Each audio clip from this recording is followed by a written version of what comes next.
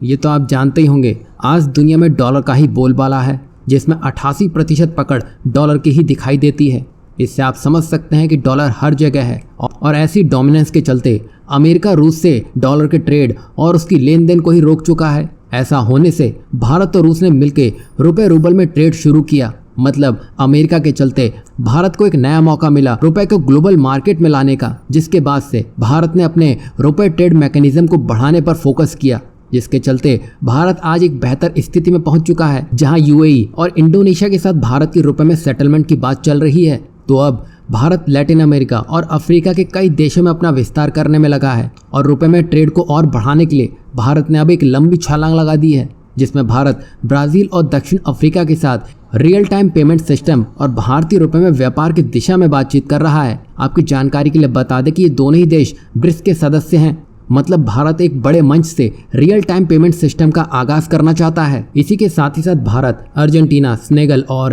Tanzania जैसे देशों के साथ बातचीत कर रहा है। वहीं भारत के इस प्लान के साथ साउथ अफ्रीका और ब्राजील आ जाते हैं तो भारत के लिए ब्रिक्स में रुपए को लाना और उसमें ट्रेड करना आसान हो जाएगा, क्योंकि रूस से भारत पहले ही इस समझौते में आगे बढ़ चुका है। जब ब्रिक्स के 4 में से 3 देश रुपए को लेकर राजी हो जाएंगे तो चीन कहीं ना कहीं अलग थलग पड़ता हुआ दिखाई देगा, जिसमें चीन को भी भारत के रुपए के बारे में एक बार तो सोचना ही पड़ेगा, क्योंकि चीन अपने युआन को लेकर पहले ही बड़े फैसले ले चुका है। पर जिस तरह से चीन अपने फैसलों को लेकर आगे बढ़ रहा है उसमें रुकावटें काफी देखने को मिल रही हैं, जिससे चीनी युआन को ब्रिक्स करेंसी बनने में बड़ी परेशानी उठानी पड़ रही है। जबकि भारत धीरे धीरे और एक एक करके उन देशों को अपने पाले में लाने में लगा है, जिससे चीन को भी एक बार के लिए भारतीय रुपए के बारे में सोचना ही पड़ेगा, क्योंकि चीन फिर अकेला ही होगा जो युआन का दामन थामे होगा। वहीं अगर ब्रिक्स का विस्तार होता है और भारत अपने रुपए मैकेनिज्म को ऐसे ही आगे बढ़ाता रहता है तो युआन से पहले भारत रुपए को ब्रिक्स करेंसी बनाने में कामयाब होता हुआ दिखाई देगा।